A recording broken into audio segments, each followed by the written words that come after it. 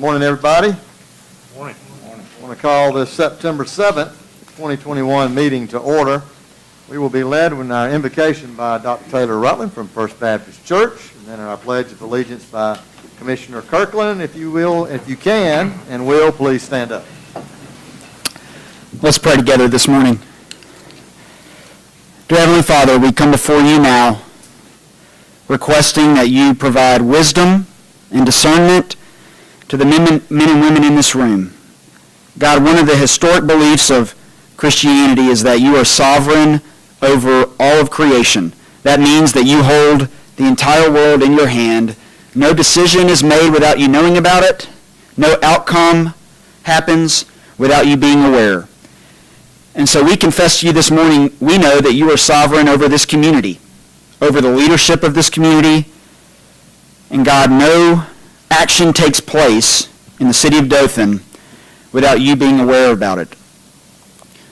And with that comes a great responsibility for all of us as community leaders to exercise humility and wisdom and discernment as we make decisions for the people of this great city. So we do ask that you guide our steps. Show us what we can do to serve the people of this area with grace and mercy, with dignity and truth. Most importantly, God, we know that all of the responsibilities that we have as leaders have been entrusted to us by you, and that you are the one who is in charge.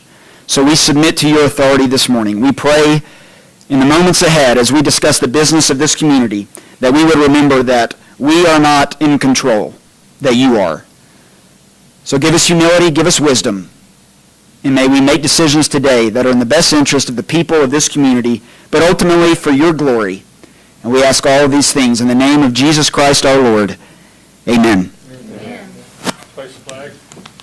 I pledge Allegiance to the flag of the United States of America and to the republic for which it stands, one nation, under God, indivisible, with liberty and justice for all.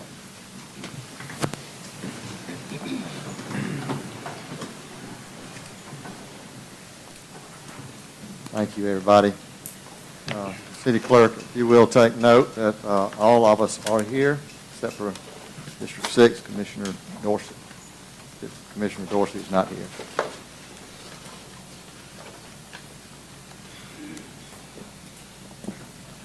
Need the approval of the previous minutes for the August 17th and August 19th work session, please. Motion to approve the minutes. Second. We have a motion and a second to approve the minutes. All in favor say yea. Yea. Any opposed say nay. Communications from Mayor and City Commissioners. Fleming, if you would, please, sir. I'd like to ask everyone to be on the lookout for the Phyllis Fleming Scholarship Foundation. We're going to sponsor. Troy University has agreed to come down and speak with anyone that would like to come about how your children can be eligible to play college sports through the clearinghouse.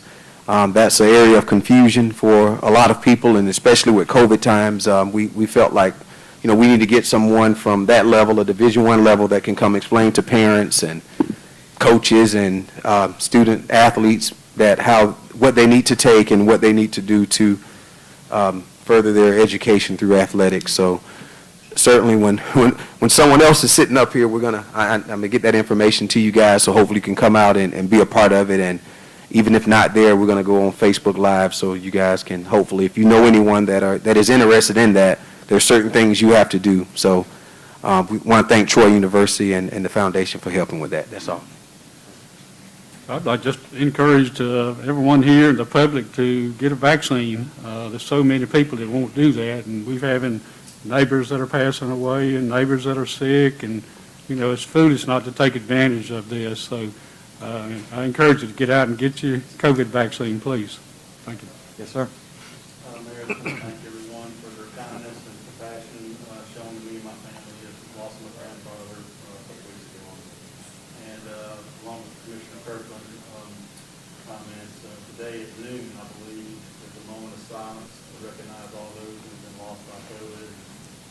If you're like me, you probably name 25, 30 people that you know personally that have been lost. And I can't say that about cancer or anything else other than COVID. So very big problem. We got to get our hands around it. So I just appreciate everyone's comments.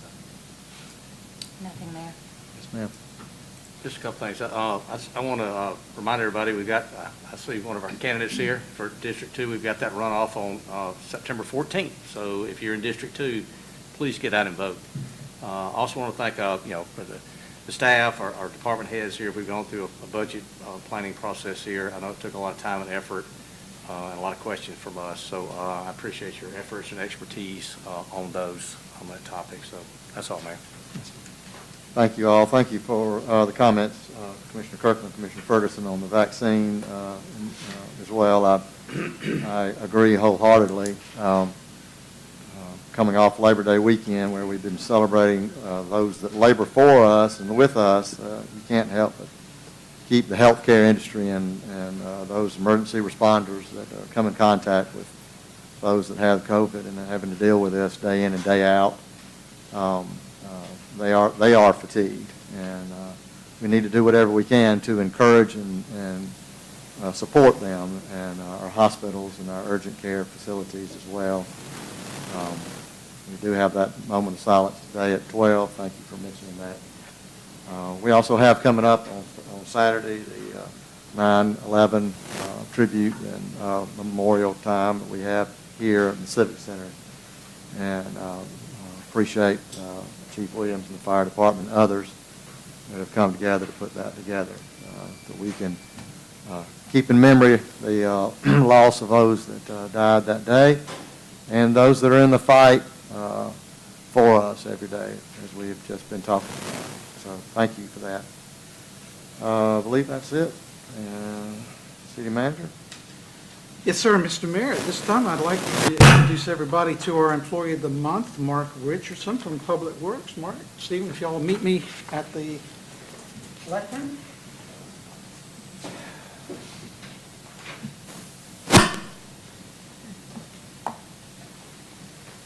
Congratulations. Thank you.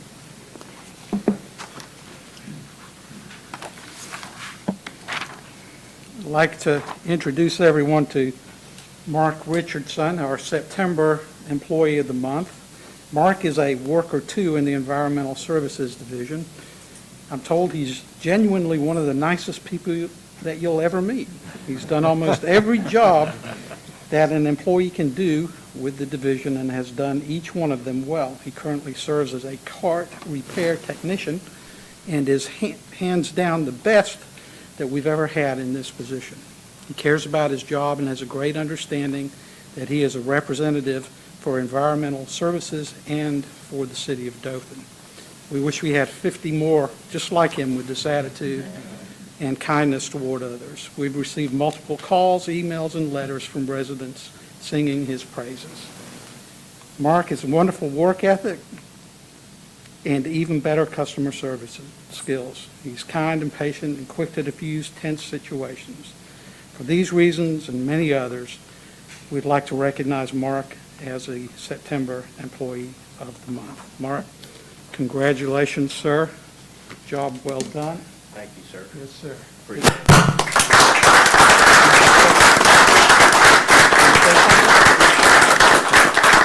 Just real quick about Mark, he exemplifies everything you want to have in a benchmark employee. He sets a standard for us out at Environmental Services, and he has a gift of communication which serves him well.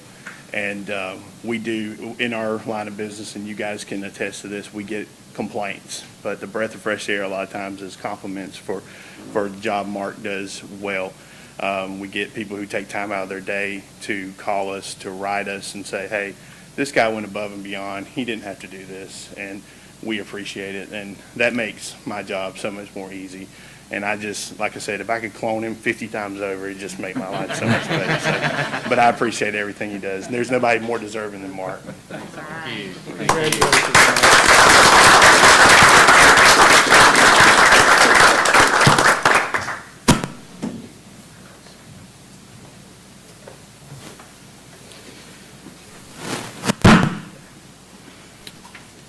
Mayor, you mentioned the 9/11 activities for this weekend. I wanted to give Chief Williams a quick opportunity just to let us know the schedule, if you would.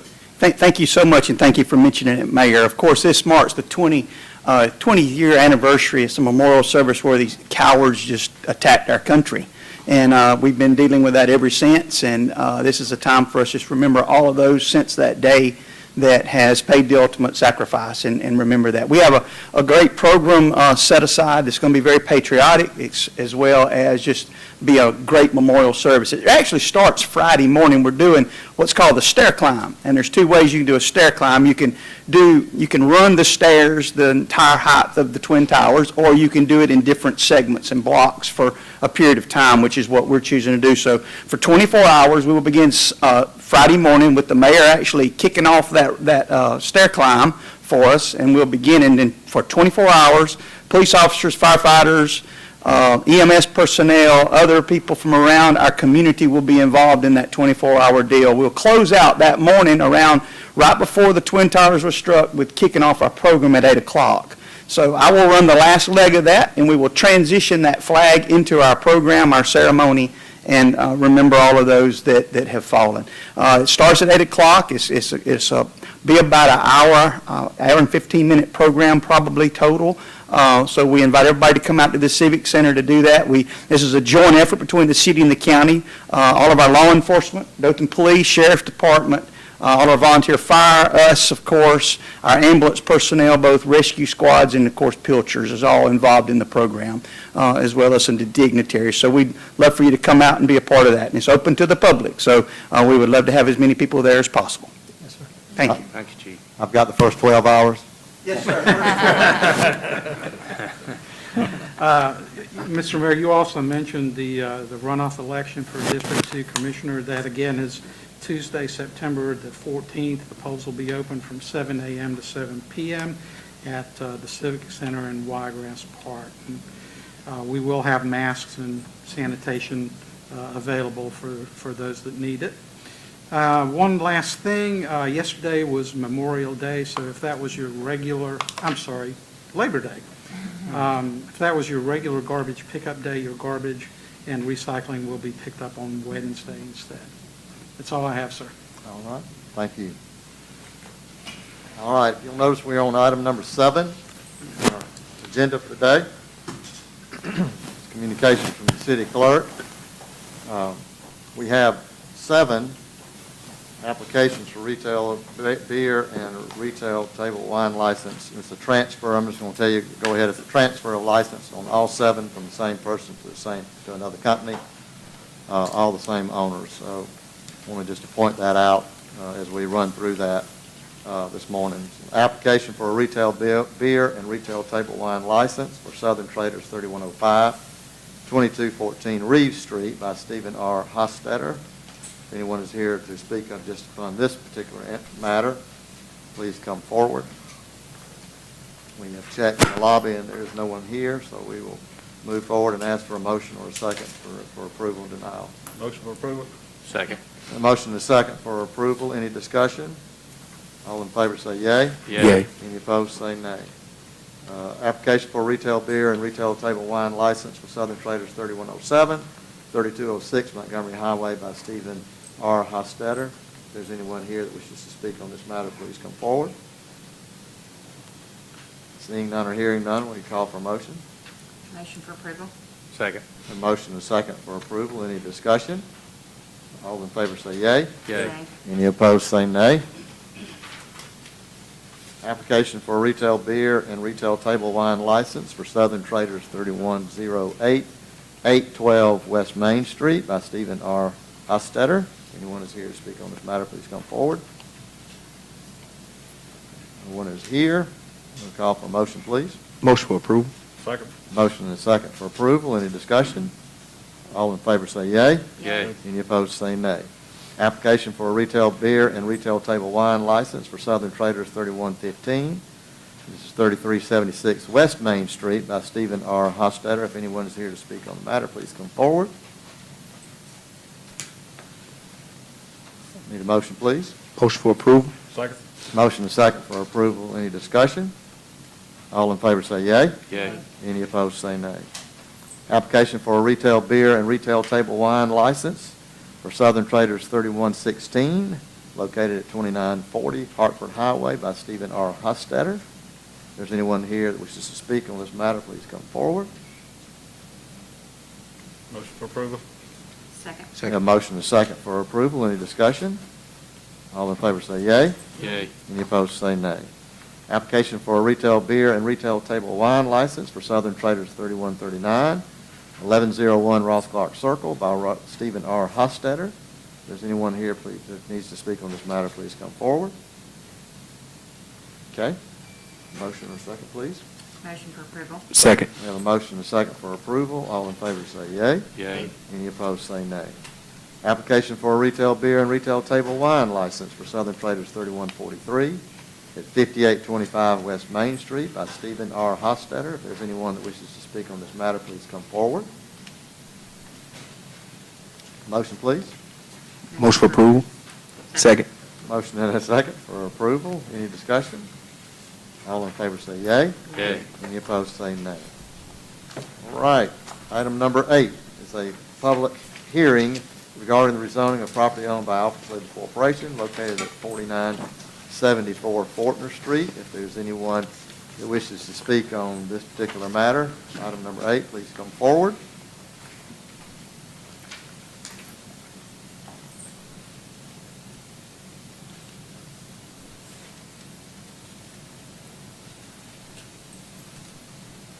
Okay, seeing none or hearing none, public hearing is now closed on item number 8. Item number 9, a public hearing also regarding the abatement and removal of noxious or dangerous weeds. If there's anyone that's present that wishes to speak on this particular matter, item number 9, please come forward.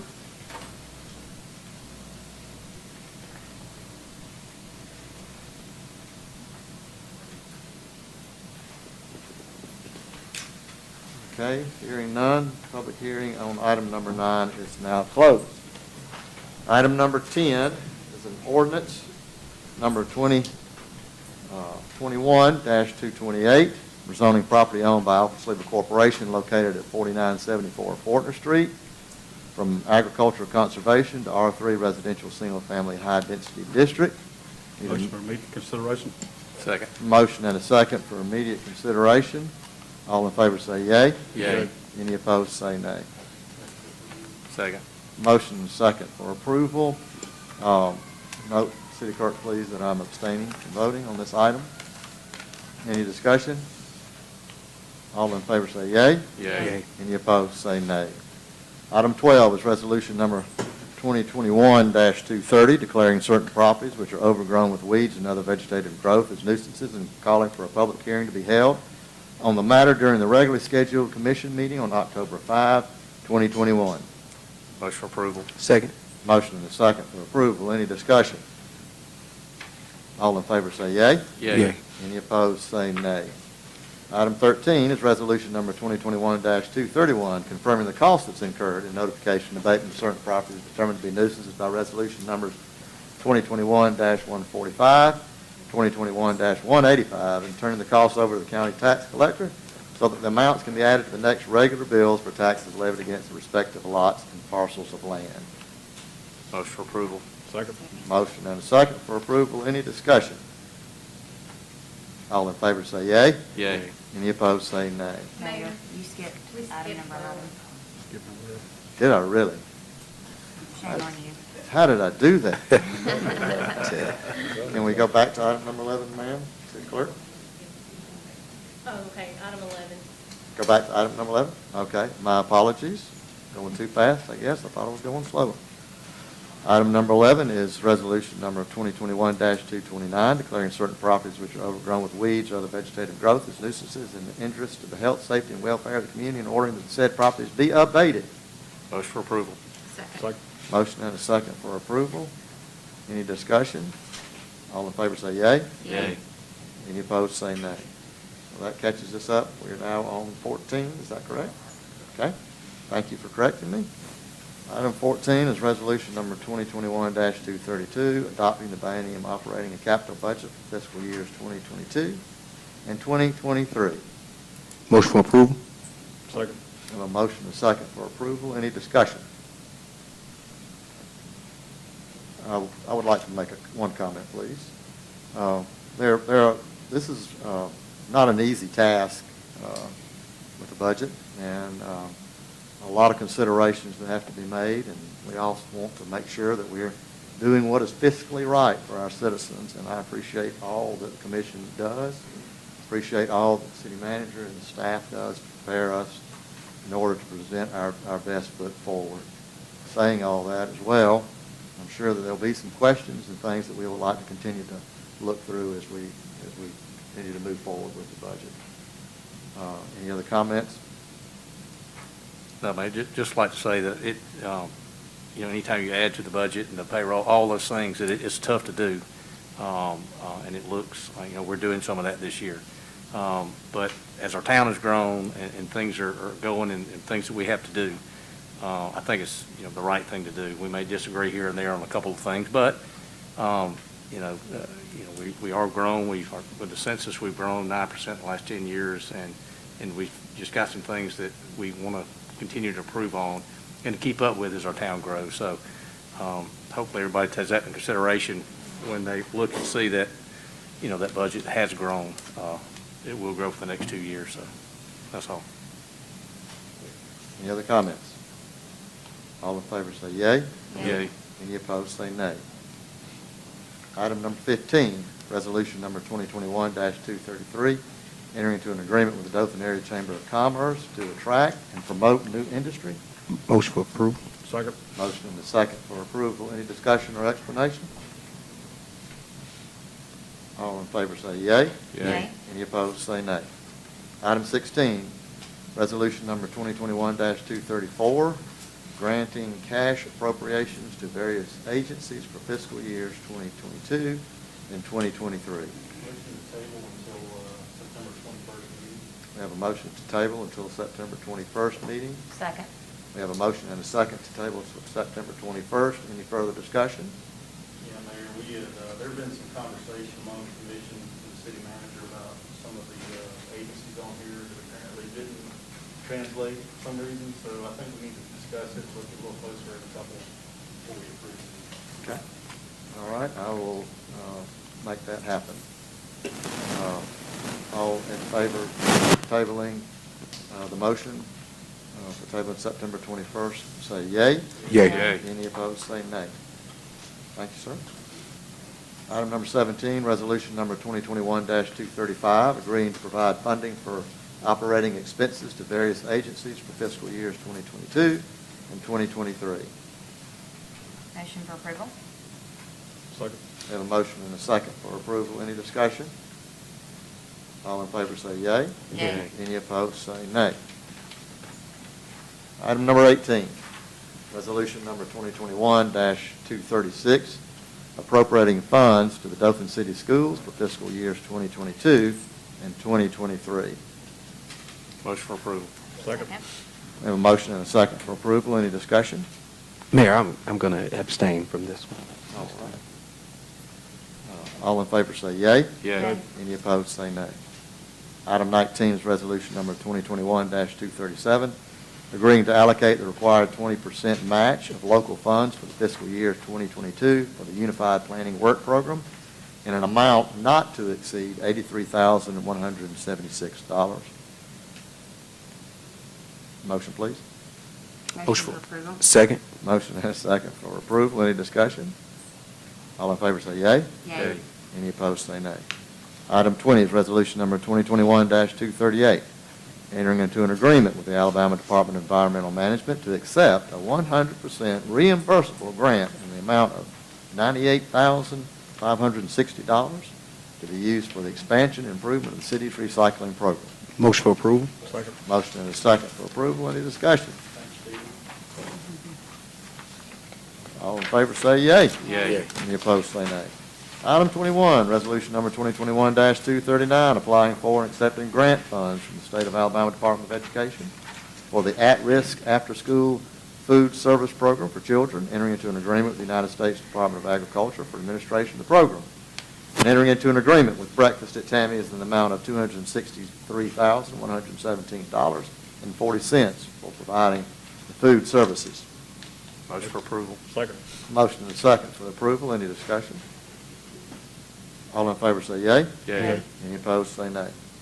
Item 22 is resolution number 2021-240, accepting the proposal and service agreement of McGriff, Siebels, and Williams Incorporated for specific stop-loss reinsurance for the City of Dothan's health insurance plan as quoted by Anthem Incorporated.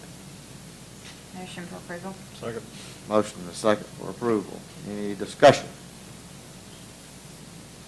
Hearing none, all in favor say yea. Yea. Any opposed, say nay. Item 23, resolution number 2021-241, renewing the contract with Blue Cross and Blue Shield of Alabama to provide and administer a health care plan for the city employees for a one-year period beginning October 1, 2021 through September 30th, 2022, and accepting the proposed administrative fees. Motion for approval. Second. Motion and a second. Any discussion? All in favor say yea. Yea. Any opposed say nay. Item 24 is resolution number 2021-242, accepting the proposal from McGriff, Siebels, and Williams Incorporated for a flexible spending account administration as quoted by WEX Incorporated for $350 per employee participant per month with administration and authorization agreements. Motion for approval. Second. Motion and a second for approval. Any discussion or questions? All in favor say yea. Yea. Any opposed say nay.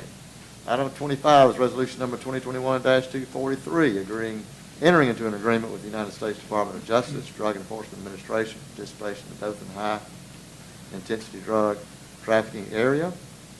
The grant will reimburse overtime expenses not to exceed 25% of a GS-12 Step 1, currently at $16,707.25 annually, and appropriating the funds for the said agreement. Motion for approval.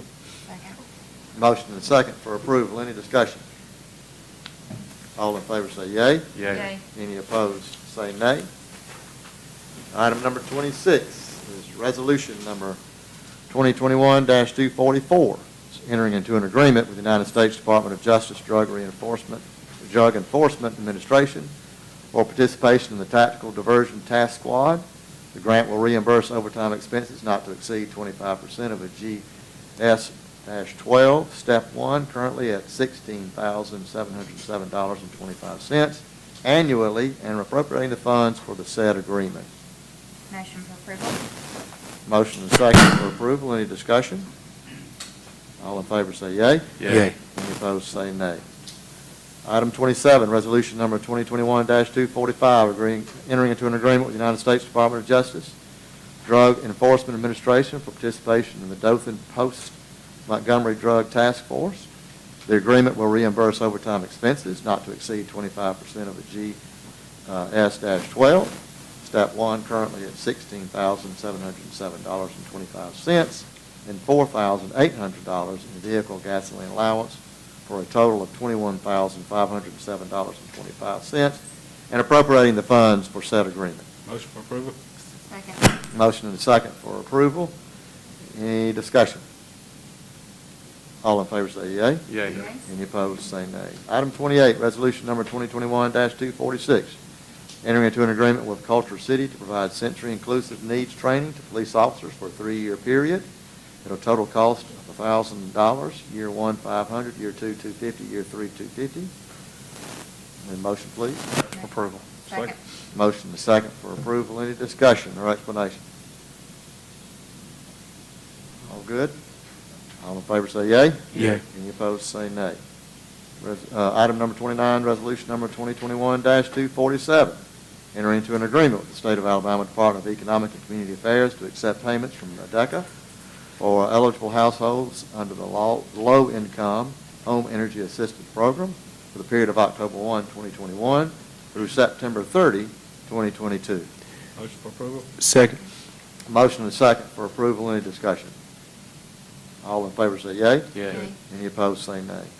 Item 30 is resolution number 2021-248, reappointing Hayne Hollis as a member of the Dothan-Houston County Airport Authority. Motion for approval. Second. Motion and a second for approval. Any discussion? All in favor say yea. Yea. Any opposed say nay. Item 31 is resolution number 2021-249, awarding bids and approving other purchases of $15,000 by the city. Motion for approval? Second. Motion and a second for approval. Any discussion? All in favor say yea. Yea. Any opposed say nay. Item 32 is resolution number 2021-250, approving advanced travel requests for city employees. Motion. for approval. Second? Motion and second for approval. Any discussion? All in favor say yea. Yea. Any opposed say nay. Item 33 is an acceptance of a right-of-way deed from Dothan Real Estate LLC for John D. Odom Road. Motion for approval. Second. We have a motion and a second for acceptance of the deed. Any discussion? All in favor say yea. Yea. Any opposed say nay. Motion to adjourn. We have a motion and a second for adjournment. All in favor say yea. Yea. Any opposed say nay. All right, City Manager, we go to admin. Yes, sir. Admin meeting agenda. First item is approval of the minutes from August 17th. Motion to approve the minutes. Second. Motion and second to approve the minutes. All in favor say yea. Yea. Any opposed say nay.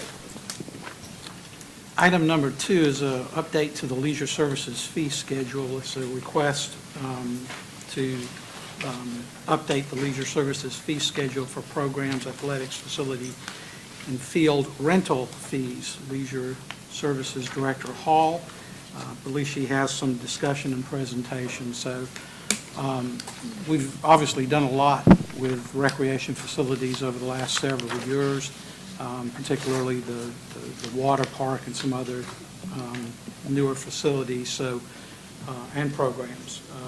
And so we have a need to get those fees in place and approved. So we'd like to have some discussion and get your feedback today. Thank you, Allison. Good morning. Morning. As the city manager said, we do want to kind of get our fees in line with what other cities and towns throughout this region are offering. But also, as many of you know, we're about to implement a new software program. And so in order to build that on the back end, we of course have to implement all of our fees, fee structure, all of our rules, that sort of thing. So staff has really taken time to look at every fee and determine if it's appropriate, if it needs to be increased or stay the same. So I'm not going to go over every single fee item with you, but I wanted to highlight some that I thought you might have questions about. Under the current facility rental fee schedule, we have not changed the rental fees for gymnasiums or auditoriums. We have, however, changed how we are dealing with rooms. We are now including tables and chairs in the room rental instead of sort of nickel and diming every table and chair that people want to use. That's something that's used across the country for parks and recreation agencies to include the tables and chairs in the room rental fee. And also, we have increased our after-hours staff fee, and this is just to align with our current pay rate and overtime rate, again, just to make everything equitable. And then for our pavilions, we have a lot of requests for pavilion usage, so now we are renting those, or we'd like to rent those in 4-hour block times. So again, we can have more than one use for a day on the weekend. Also want to point out our athletics fee schedule. Currently, we charge $35 for all of our athletic programs.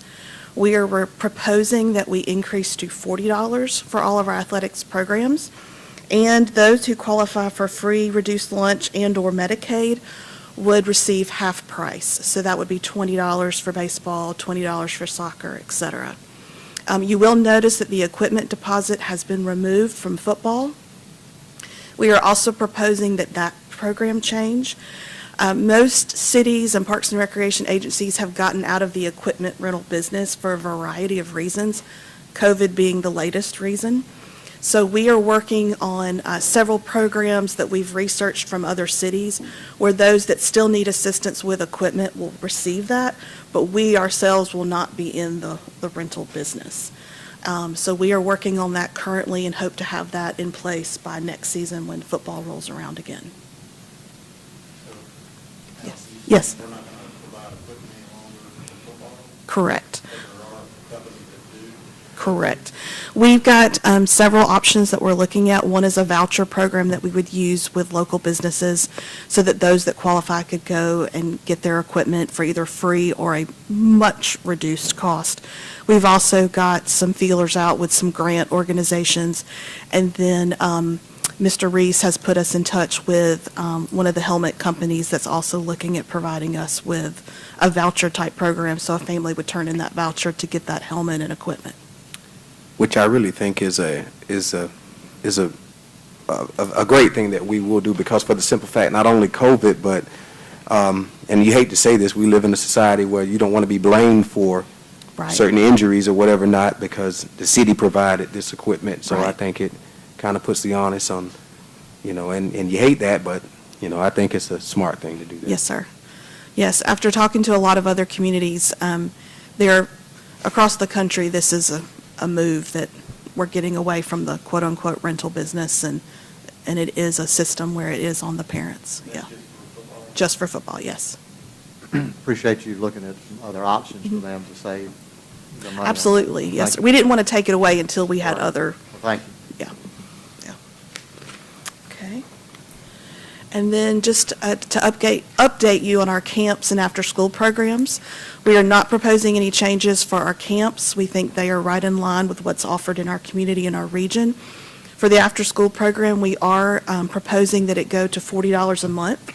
Again, if you qualify for free reduced lunch, it would be $20 a month.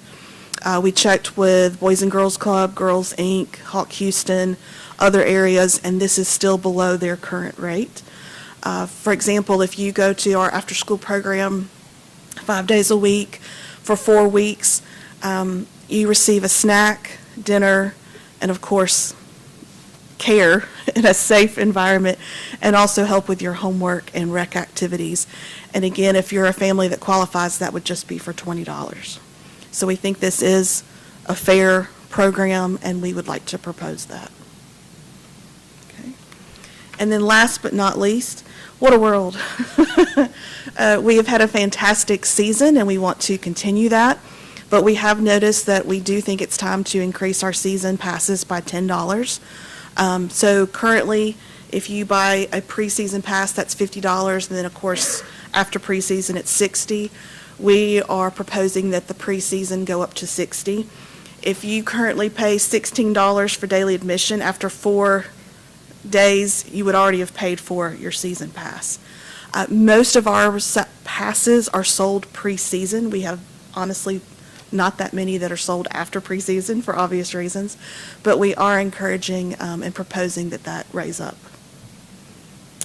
And so again, those are the highlights. If you'll look at the entire list, we do have a few other fees that are proposed, but again, these are the ones that we felt like y'all might have questions about and concerns, and I'm happy to answer any questions.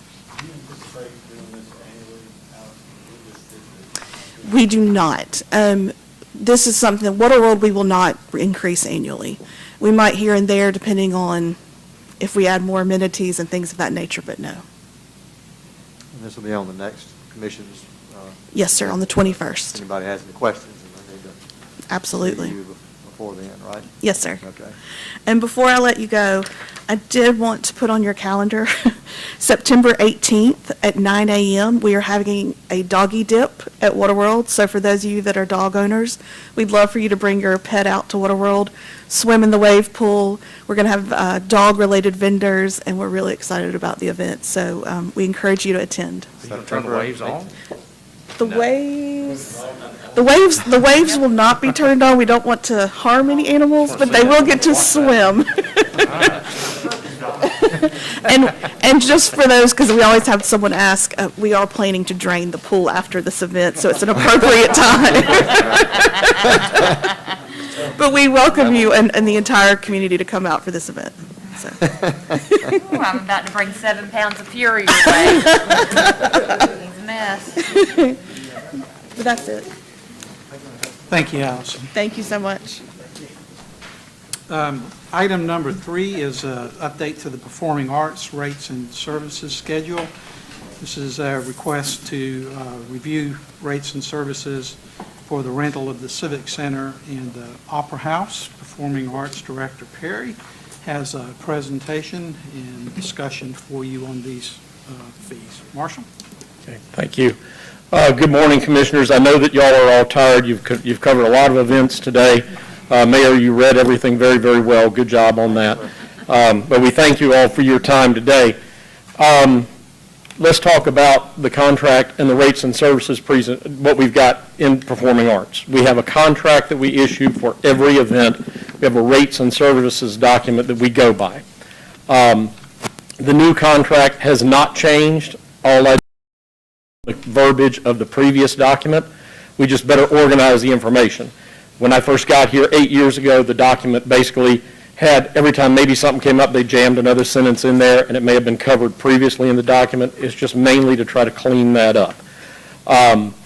The cleaning up this document will better assist those individuals renting the facilities to better understand what they are doing with this document, because I've had some promoters who say, I just sign it and hand it back to you and trust you. That's probably not the best way to handle that. The rates and services document. Ladies and gentlemen, the basic rent structure, I'm not making a recommendation to change. Currently, the Civic Center rents for $1,000 versus 10% of ticket sales calculated after deducting 9% sales tax. The Opera House rents for $600 versus 10% or 10% of ticket sales, whichever is greater, after deducting 9% sales tax. Other event costs that the promoters or any event would expect is a box office fee, which is through our e-tix system, which is $300 versus 3% of ticket sales, whichever is greater, and again, calculated after deducting 9% sales tax.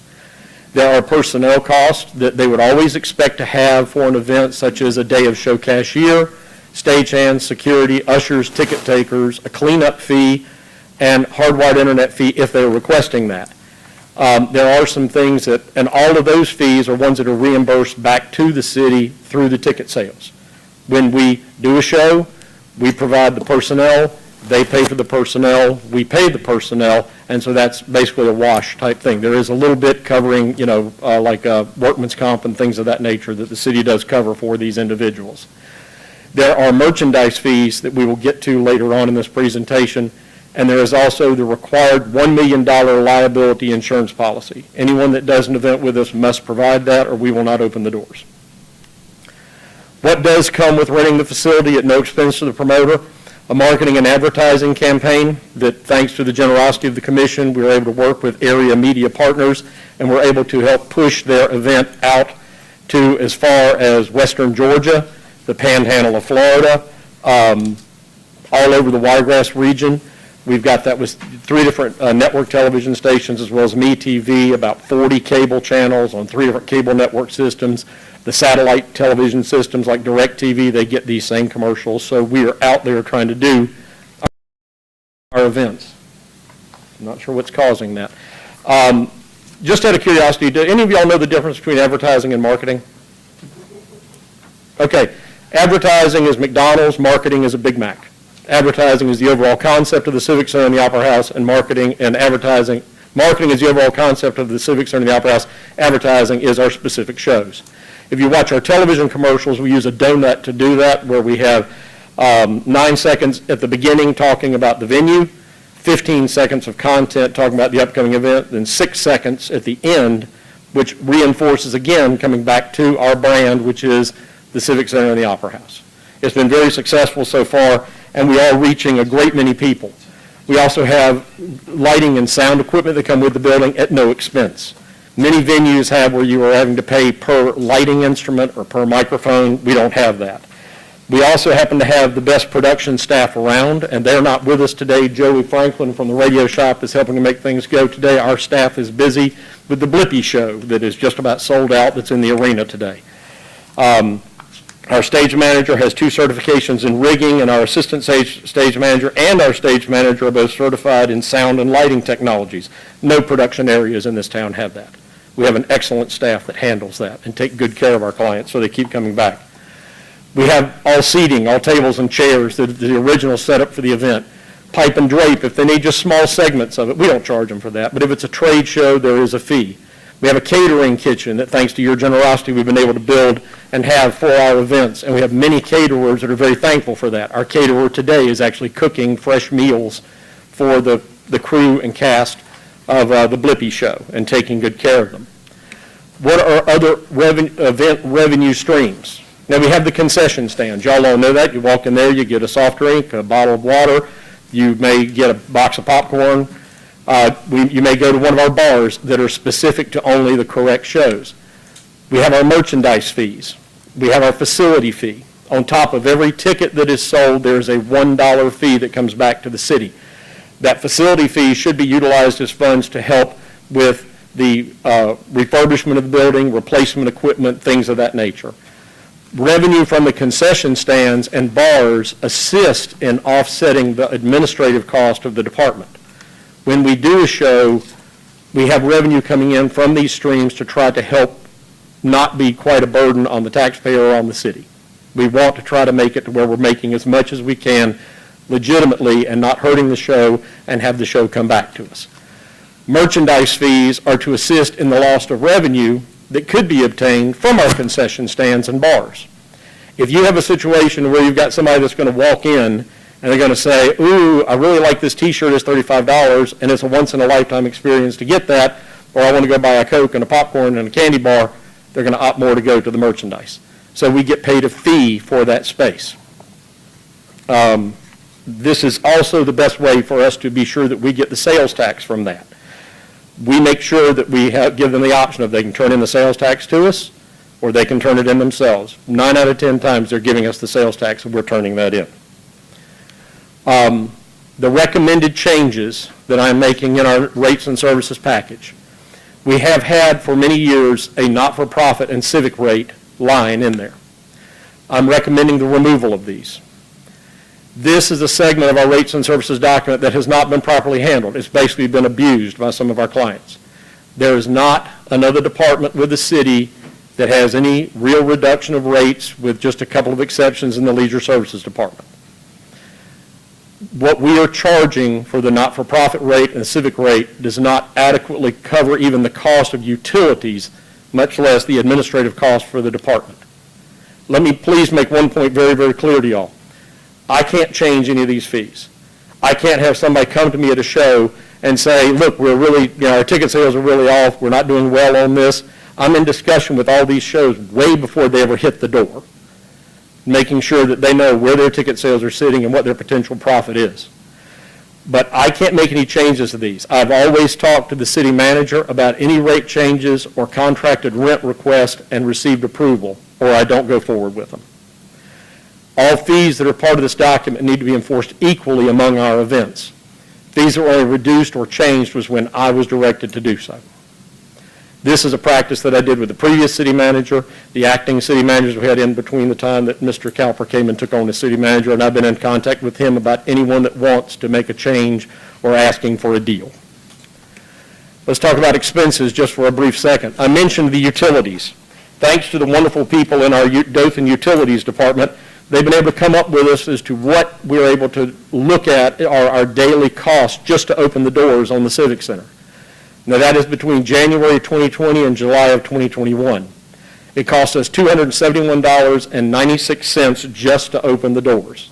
Now, that is averaging out that entire 18-month time period, but we've had a high as much as $402.75, probably while we're doing an event where we're running the lights on the stage, the heating, or the air conditioning, or something that's just driving that cost up. Our not-for-profit per day rate is $250. You can see the difference there. Our Opera House average daily cost to open the doors is $45. We have had as high of an amount as $89.55 over the last 18 months just to open the doors. You know, what I'm trying to look at here for everyone is also going further out there. And when we go back to pre-COVID and you look at our daily expenses, our expenses currently, or in pre-COVID for the Civic Center, was $314.10 a day. And the Opera House, it was $54.93 a day. What we're dealing with, and one of the things that has helped bring the expenses down in the Opera House is we now have a new lighting system over there that is LED. And as all of you know, LED lights use like this much electricity as opposed to an incandescent bulb that is much more. So we've been able to bring our costs down.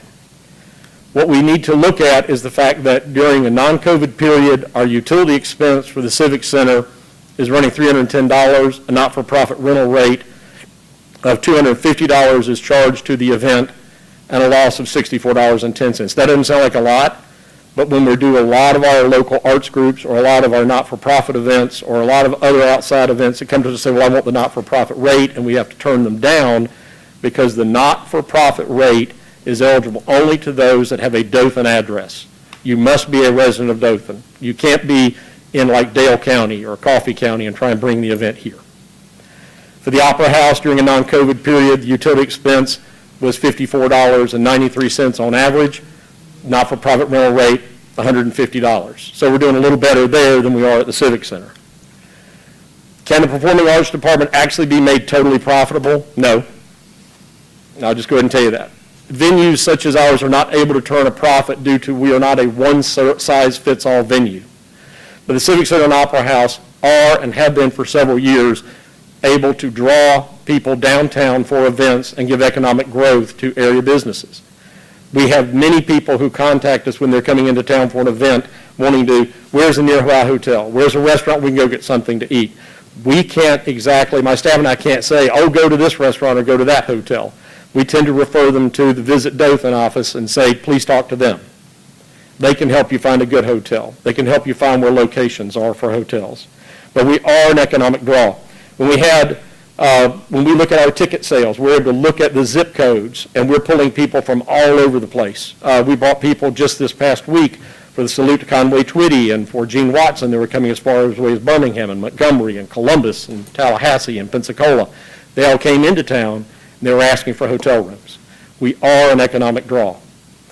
Historically, pre-COVID, for several years, this facility has enjoyed an average contracted daily rate of 260 days a year. That's very unusual for this market, for a market this size. There are a lot of venues in this country that would love to have that many days occupied.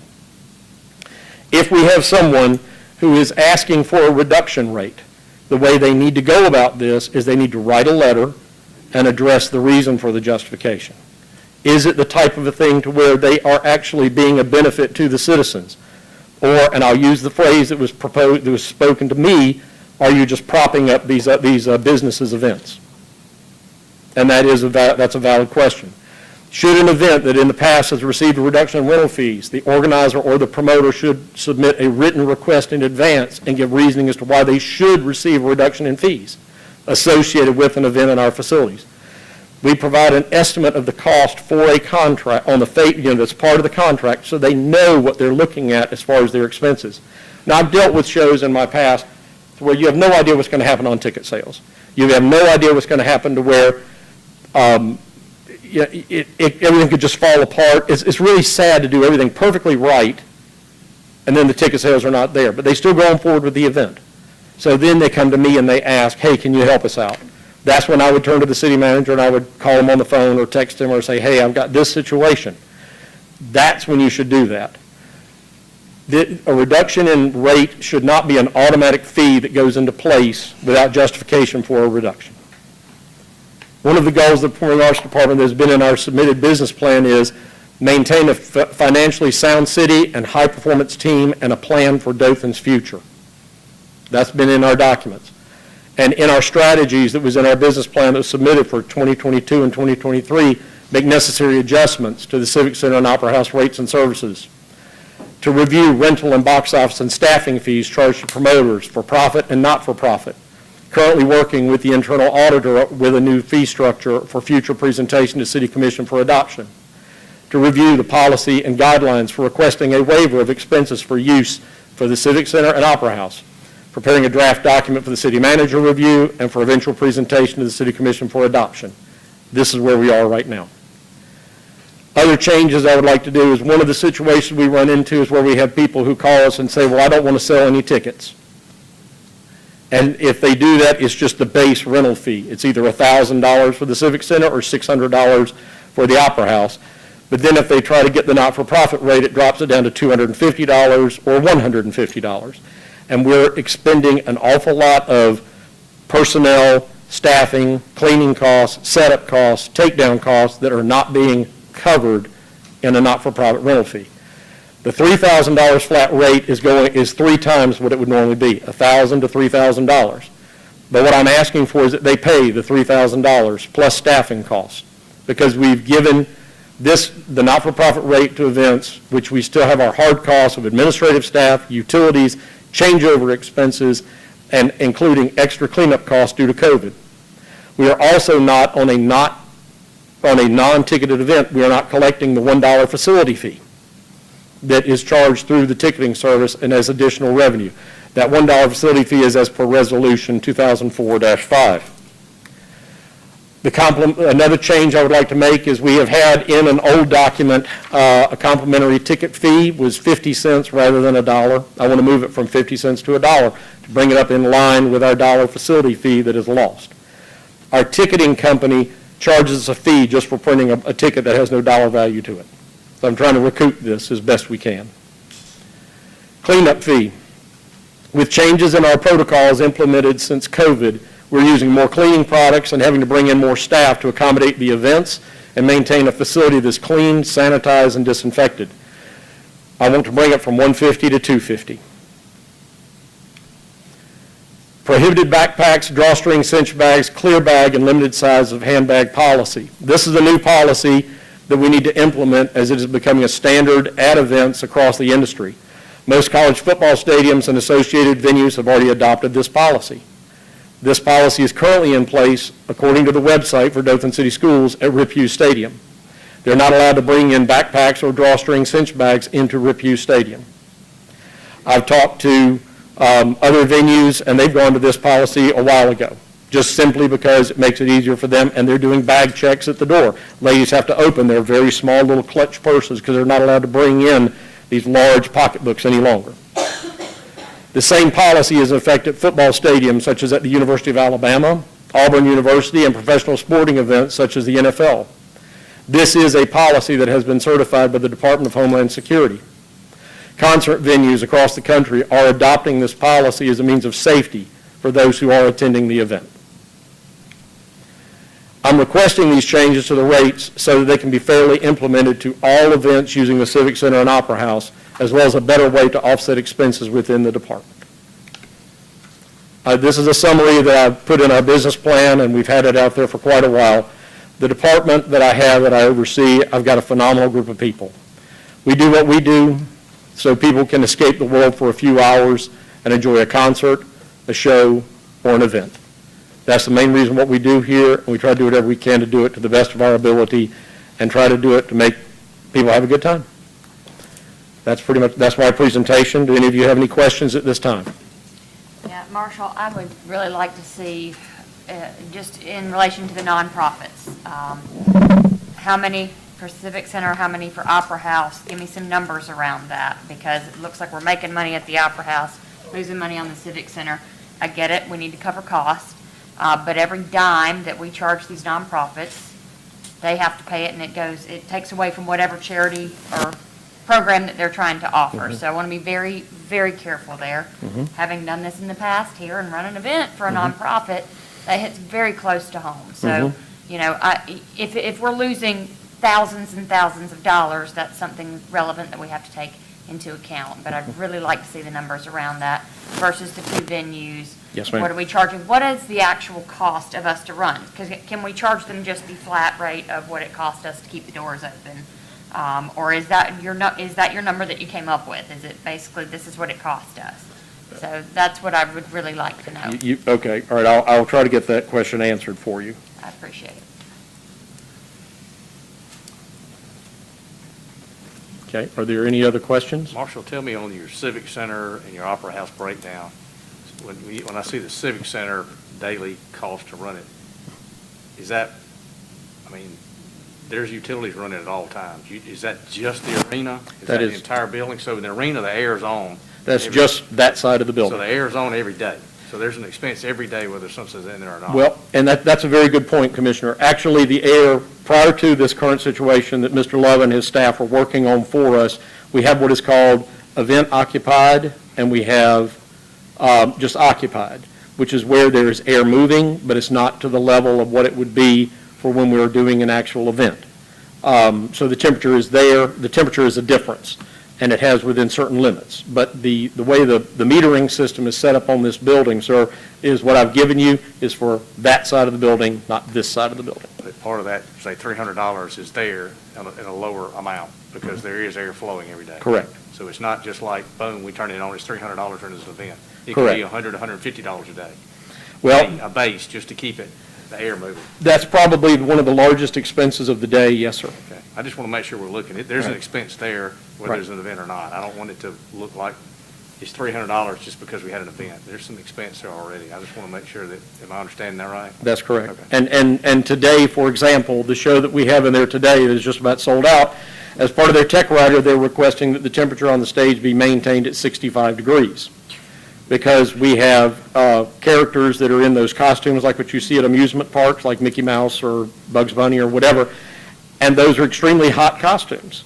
And we're trying our best to do that, and, you know, Mr. Love and his staff, Jim Key, Johnny Owens, all of his terrific people out there have been doing everything they can to try to help us make people comfortable when they walk in the door.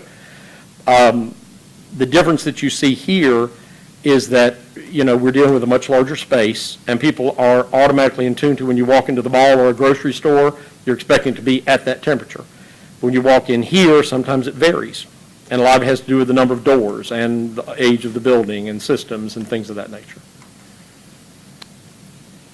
So with the new rates, hypothetically speaking, I mentioned an event earlier I'm looking to do with Troy University. If I wanted to use the Opera House with the new rates, no tickets being sold, no merchandise or anything like that, that rate would be $600? It would be $600 for the use of the facility, provided that's on a Wednesday through Saturday. See, that's also part of the problem, is you have a not-for-profit rate that is Sunday through Sunday through Wednesday, but Thursday, Friday, Saturday, it's the $600 rate.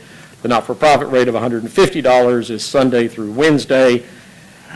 And it becomes this whole big, you know, big algebraic formula that you wind up putting out there for them to try to understand it, and you try to talk to them about it. And then you have groups that are based in Florida that they're used to. They are getting not-for-profit rates, and it's different the way it's done in the state of Alabama.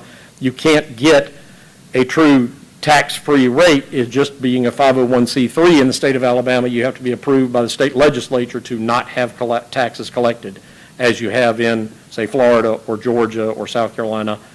If you're a 501c3 in those states, you do not have to pay sales tax. Gotcha. So there's all these different variables on this, and we're trying to make this easier for people to understand. The document that I got when I got here was 30-something pages that went out with every single contract. Our current version that we sent in a memo to Mr. Cowper was down to, I believe, 11 pages to try to simplify it and make it more clear. Okay, well, thank you. I would say Civic Center, but that would kind of have me feel like Miami's football team in the second quarter. And Commissioner Fleming, you know, one of the things that we try to help our promoters and events Yes, sir. understand is you don't want to be one drop of water in a great big old bucket in the Civic Center when the Opera House may fit you better. Amen. Because it's 590 seats and it's on multiple levels. But then we also have issues with the heating and air conditioning system over there that Mr. Love and his folks have been working on for us to try and help make that a better space. It's a great venue. Both of our venues are great. We have a great deal of flexibility with them, but it's just trying to get the fees straightened out to where it makes sense for myself, for my staff, and for those who come. The information that you're going to provide, Commissioner Kenwood, can we? Yes, well, I'll send it through Mr. Cowper to go to everyone. Yeah, let me know if there are other questions or concerns with this. And just to summarize, I think what, you know, it's obviously complicated, and it's been complicated for a long time. And Marshall's trying to take a different approach here, particularly with the nonprofit stuff. So it's not that we're trying to necessarily charge more. It's just this will give us the flexibility to look at those nonprofits individually and on a case-by-case basis, so that we have a little bit more flexibility to work with those organizations that are contributing something to our community. Yes. So we'll get you all the information, and Marshall may kill me for saying this. We're not in any particular hurry to get this part done. The leisure services that you heard about earlier is a little bit more urgent, that we need to get something in place. We can certainly take our time and have a lot of discussion about this before we move forward. Yeah, I will tell you this, even years ago, the nonprofits, we still had to apply to get the rate. So it was never a given that you were going to get it. But there needs to be a very concise, and it may be now, it used to not be, it used to just be I had to write a very heartfelt letter, provide some documentation, and there it was. There probably needs to be a very systematic, you got to check these boxes kind of thing, so that there's no, I would hate for somebody to come back and say, well, they got it and we didn't, and it was arbitrary. So we probably need to have a very finite list of things, you got to hit these things in order to get that rate, and that way nobody can argue with it, right? It's not an arbitrary decision. That's exactly it, Commissioner Kenward, and I thank you, Mr. Cowper, for your statements on this. What we are trying to do is we're trying to make this fair and equitable, as opposed to folks just slamming in there, and, we're having some of these not-for-profits is great. We enjoy working with these groups. We enjoy seeing what they do with their money and how they try to better the community. But we've got to try to get this thing on a more fair and equitable stance. I agree with that. We don't want abuse of the system, and we don't want people coming in there saying one thing and then doing another. Exactly. So, I got it. Thank you, Marshall. Okay, thank you, sir. Thank you all. My only comment is we passed a $280 million budget with no discussion. We'll spend 30 minutes on Opera House. It's the little things, huh? All right. All right. I have no privileges of the floor, so with that, we can adjourn. All right, thank you, sir. Adjourned.